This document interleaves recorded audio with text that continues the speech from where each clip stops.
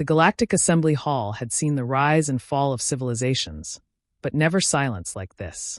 Thousands of species filled the vast chamber.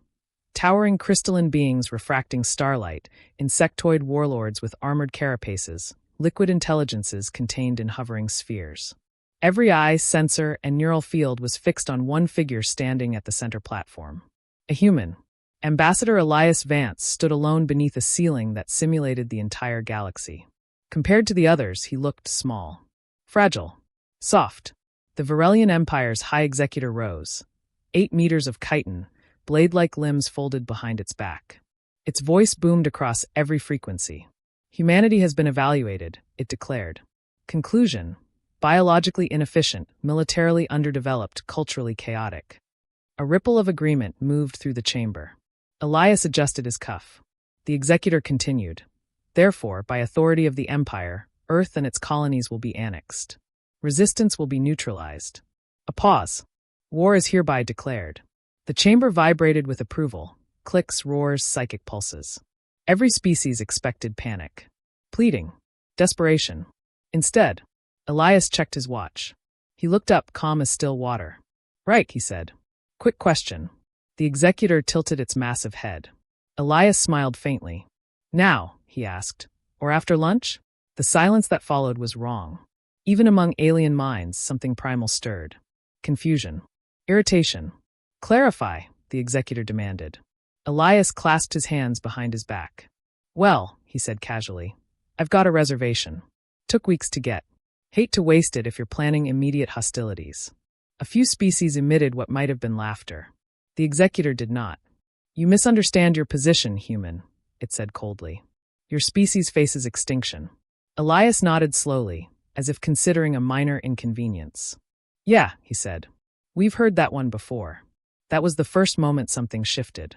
From the observation tiers, a neutral species, the Lathari, watched closely. They specialized in pattern recognition, in the subtle mathematics of behavior. And this didn't fit. Humans were supposed to fear annihilation.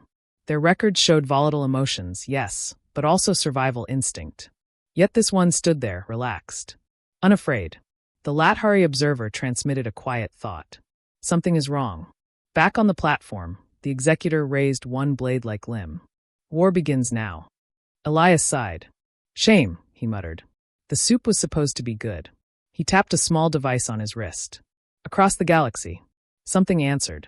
The first strike was supposed to end it. That was the Empire's doctrine. When facing a lesser species, you did not wage war. You erased the possibility of it. Hundreds of Varelian warships translated into orbit above Earth. Their hulls blotted out the sun, casting continents into shadow. Weapons charged, planet crackers, atmosphere igniters, gravity shear arrays. The executor's command echoed. Begin annihilation. And then, nothing happened. No explosions. No screams. No planetary collapse. Just silence. Report, the executor demanded. A pause. Then confusion rippled through the fleet. Target not responding as predicted. Earth was still there. But scans made no sense. Energy readings fluctuated wildly. Cities appeared and disappeared. Oceans shifted in impossible geometries. What is this? The executor hissed. Far below, on what looked like Earth, a human commander stood on a ridge overlooking a ruined city. Captain Mara Ilias watched the sky darken with alien ships. Beside her, a young soldier whispered, Ma'am, are we ready? Mara didn't look away. We've been ready, she said. She tapped her comm. Phase 1 confirmed. Let them see what they expect. Back in orbit, the Empire opened fire. Beams of stellar energy lanced downward and passed straight through the planet. No impact. No destruction. Just empty space. The illusion shattered.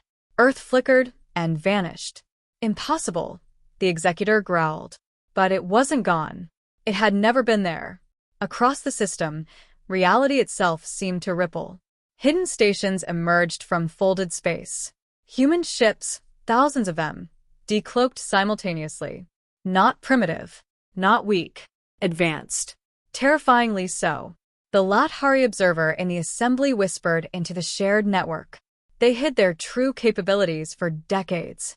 On the human flagship Aegis Dawn, Elias Vance sipped tea. "Sorry," he said softly, though no one could hear him. "We learned a long time ago, if you look weak, people underestimate how hard you can hit back." He set the cup down. "Begin lunch break," he added. Then, after a beat, "End the war." The galaxy had rules.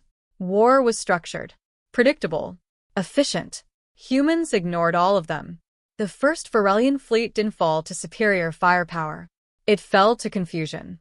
Human ships didn't hold formation. They scattered, regrouped, vanished, reappeared. Their weapons weren't always lethal. Sometimes they disabled, disrupted, disoriented. They hacked neural command networks mid-battle. They turned enemy targeting systems against themselves. They broadcast music, loud, chaotic, incomprehensible music, across combat channels. "What are they doing?"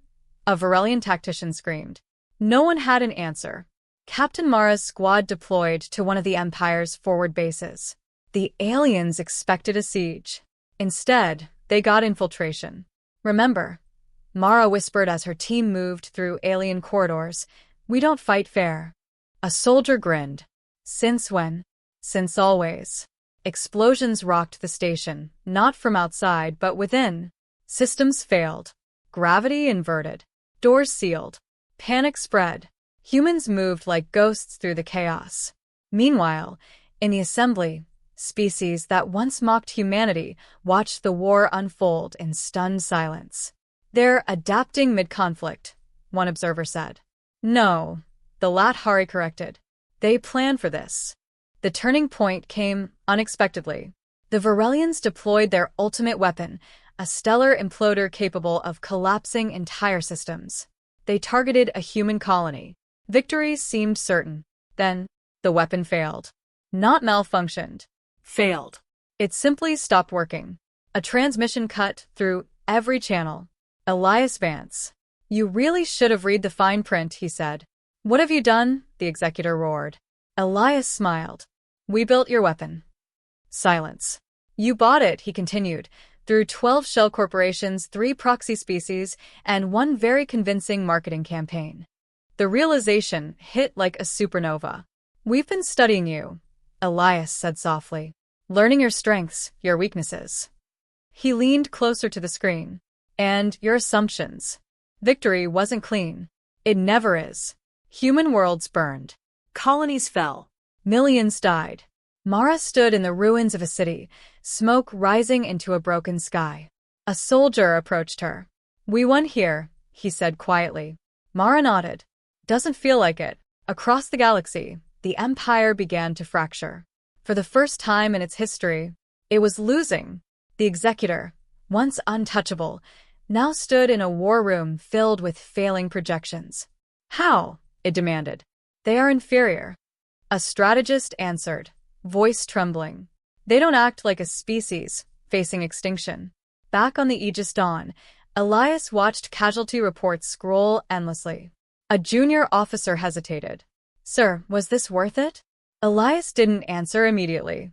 "Finally, they didn't give us a choice." The final battle came at the heart of the Empire. A massive confrontation. Thousands of ships, entire civilizations watching. Mara led the ground assault. Elias coordinated from orbit. At the climax, the executor faced Elias directly through a live transmission. "You could have surrendered," it said. Elias shook his head. "No," he replied. "You just thought we would." The war ended not with annihilation, but with a message. Human fleets surrounded the Empire's core worlds. Weapons ready. Total victory within reach. The galaxy held its breath. Would humanity destroy them? Become what they fought against? Elias Vance stepped forward one last time. "We're done," he said. The executor stared at him. "You spare us?" Elias shrugged. "Yeah." "Why?" Elias smiled faintly. "Because we're not you." Silence spread across the galaxy. Later, back on Earth, Elias finally sat down at a small table. A simple meal waited. "Cold now." He picked up a spoon, paused, and